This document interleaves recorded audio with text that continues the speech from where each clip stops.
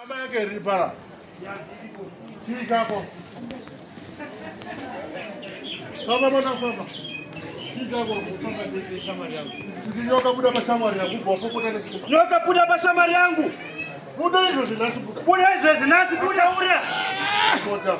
Wakaura. Buda nyoka.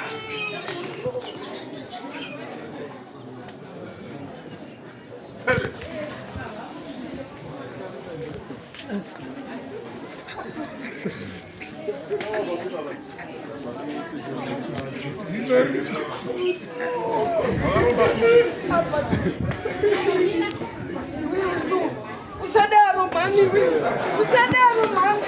Ndiri murume wasewo. Kaura kasembuka. Madodoni nyadzisa manje. Wabuda bata. Maiwe. Abapere bekuwetsa.